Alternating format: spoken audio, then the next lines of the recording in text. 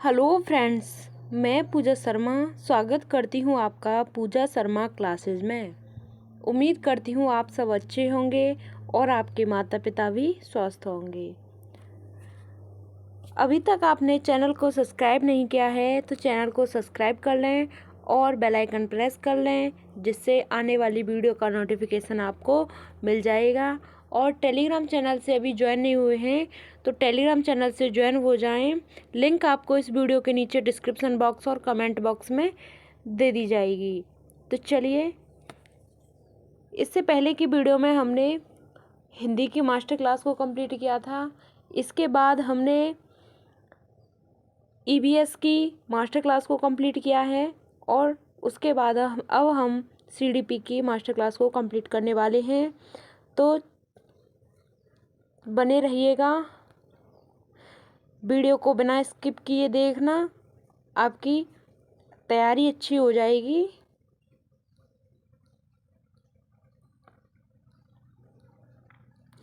तो चलिए स्टार्ट करते हैं एनसीईआरटी से। राष्ट्रीय पाठ्यचर्या की रूपरेखा 2005 के मुख्य उद्देश्य क्या हैं? ठीक, ज्ञान को स्कूल के बाहरी जीवन से जोड़ा जाए, पढ़ाई को रटंत प्रणाली से मुक्त किया जाए, पढ़ाई को रटंत प्रणाली से मुक्त किया जाए, पाठ्यचर्या पाठ्य पुस्तक केंद्रित ना हो, जो पाठ्यचर्या है वह पाठ्य पुस्तक केंद्रित ना हो, विद्यालय में दी जाने वाली शिक्षा को विभिन्न प्रकार की गतिविधियों से जोड़ा जाए, विद्यालय में जो शिक्षा दी जा रही है उसे एक्टिविटी के माध्यम से कराया जाए और राष्ट्रीय मूल्यों के प्रति आस्थावान विद्यार्थी तैयार किया जाए। ठीक, यानी कि शिक्षा को स्कूल के बाहरी जीवन से जोड़ा जाए, पाठ्य पुस्तक केंद्रित ना होनी चाहिए शिक्षा, और शिक्षा बिना बोझ की होनी चाहिए, पढ़ाई को रटंत प्रणाली से बिल्कुल मुक्त किया जाए। ठीक, तो इसके यह 5 उद्देश्य हैं। चलिए आगे बढ़ते हैं। एनसीईआरटी 2005 5 विधियों पर जोर देता है। तो कौन कौन सी 5 विधियाँ हैं? करके सीखने पर जोर देता है और निरीक्षण विधि, परीक्षण विधि, सामूहिक विधि, मिश्रित विधि। ठीक, एनसीईआरटी 2005 5 विधियों पर जोर देता है, करके सीखने पर, ठीक, निरीक्षण विधि पर, परीक्षण विधि, सामूहिक विधि और मिश्रित विधि पर। ठीक, बात क्लियर। बाल केंद्रित शिक्षा की बात करें, चाइल्ड सेंटर्ड एजुकेशन की बात करें तो बाल शिक्षा के समर्थक कौन थे? तो जॉन डीवी थे। ठीक, बच्चे जिज्ञासु, रचनात्मक और सीखने की जन्मजात क्षमता रखते हैं। बच्चे हैं वह जिज्ञासु होने चाहिए और सीखने की वह जन्मजात क्षमता रखते हैं। भारत में बाल केंद्रित शिक्षा का श्रेय गिजुबाई बधेका को जाता है। उन्होंने शिक्षा के क्षेत्र में अपना बहुत योगदान दिया है। ठीक, प्रगतिशील शिक्षा 1996 में विद्यालय खोले गए थे, वह जॉन डीवी के द्वारा खोले गए थे। कब खोले गए थे? 1896 में। ठीक, 1896 में प्रगतिशील विद्यालय खोले गए थे जॉन डीवी के द्वारा।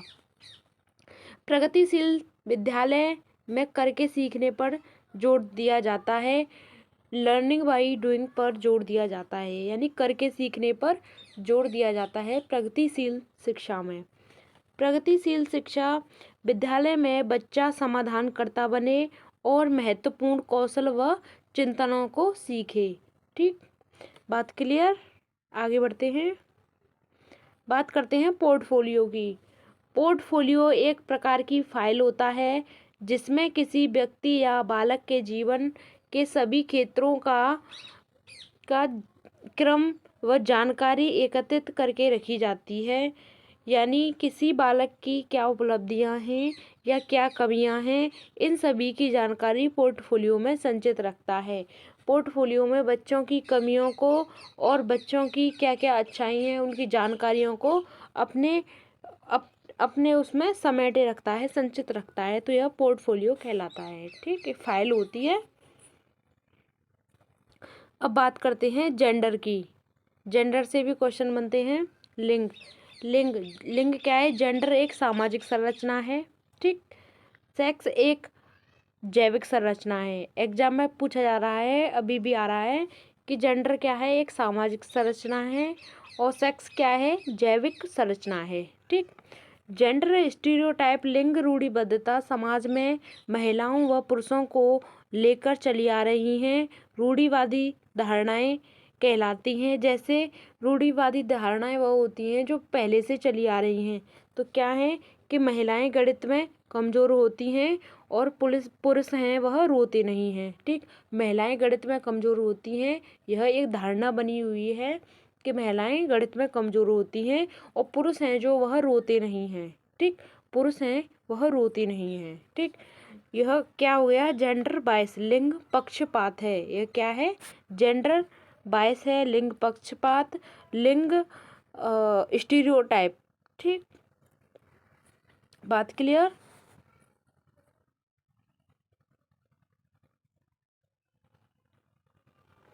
अब बात करते हैं ब्लूम की टैक्सोनॉमी की। ब्लूम ने लर्निंग के 3 पक्ष दिए हैं।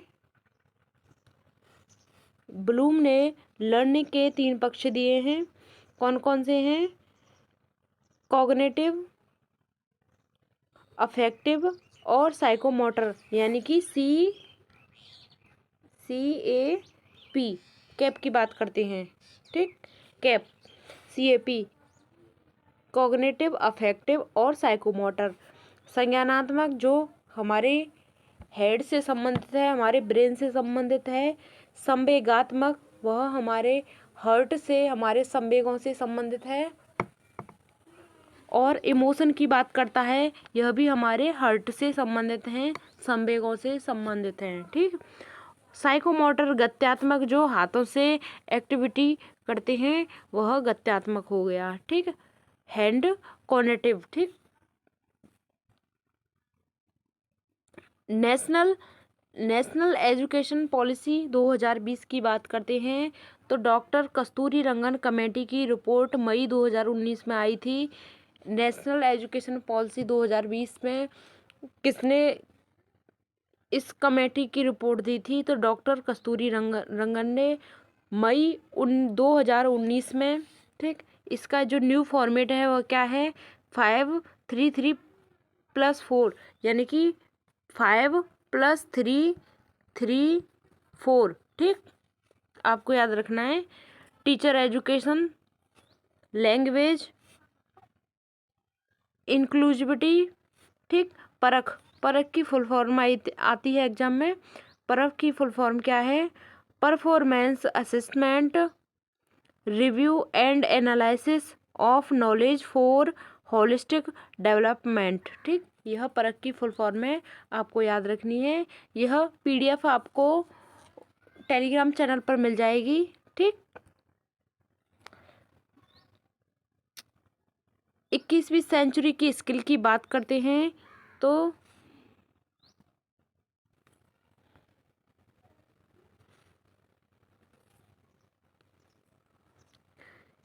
क्रिटिकल थिंकिंग, बच्चा है उसके सोचने समझने की क्षमता अच्छी होनी चाहिए। बच्चा कोलैबोरेशन करना चाहिए। ठीक। यह पॉजिटिव टैग वर्ड है। Information literacy, technology literacy, intuitive, social skill, creativity, communication, media literacy. ठीक। लीडरशिप, प्रोडक्टिविटी और फ्लेक्सिबिलिटी। ठीक। यह होनी चाहिए जो बच्चे में 21वीं सेंचुरी की स्किल है। ठीक। आगे बढ़ते हैं।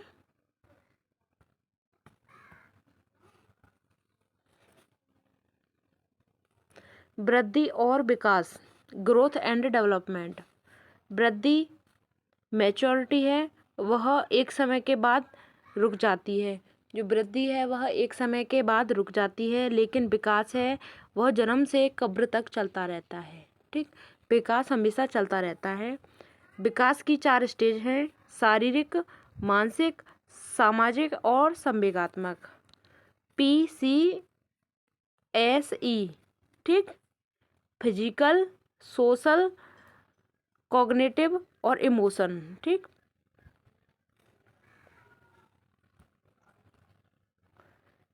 विकास के सिद्धांत की बात करें तो विकास सतत चलता रहता है, क्रमिक चलता है, विकास की दर भिन्न होती है, सामान्य से विशिष्ट की ओर चलता है और पूर्वानुमान।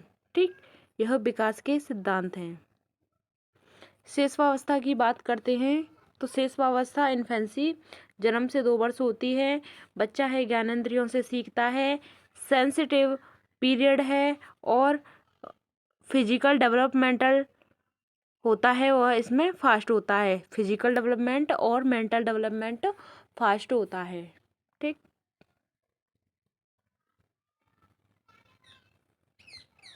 अब बात करते हैं पूर्व बाल्यावस्था की। अर्ली चाइल्डहुड की 2 से 6 वर्ष तक होता है। इसे टॉय एज कहा जाता है, प्ले एज कहा जाता है। बच्चा नकल करके सीखता है। भाषा के विकास के लिए पूर्व बाल्यावस्था एक संवेदनशील काल है। ठीक, भाषा के विकास के लिए जो अर्ली चाइल्डहुड है वह एक संवेदनशील काल है। बच्चा इसमें भाषा को जल्दी सीखता है। ठीक, टॉय एज है, प्ले एज है, नकल करके सीखता है, डर्टी अवस्था है। ठीक, अब बात करते हैं उत्तर बाल्यावस्था की, लेटर चाइल्डहुड की। 6 से 12 वर्ष तक होता है। ठीक, और यह गैंग एज है, एलिमेंट्री स्कूल एज है। बच्चा है वह मिथ्या परिपक्वता की अवस्था है। बच्चा है इसमें थोड़ा सा झूठ बोलना स्टार्ट कर देता है। ठीक, बात करते हैं एडोलेसेंस की, किशोरावस्था की। परिवर्तन का काल है, संक्रमण का काल है और स्वर्णिम काल है। तनाव और तूफान स्टने हॉल के द्वारा कहा गया था। और लीडरशिप का काल है किशोरावस्था। लैक इमोशन स्टेबिलिटी है, यानी कि बच्चा है वह समझ नहीं पाता है कि उसके इमोशन उसे लैक कर जाते हैं। ठीक, बात करते हैं आईक्यू की। आईक्यू गिफ्टेड बच्चों में 140 होता है। एवरेज जो सामान्य होते हैं वह 90 से 109 होता है। इडियट होते हैं वह उनमें 20 से कम होता है। ठीक, बात करते हैं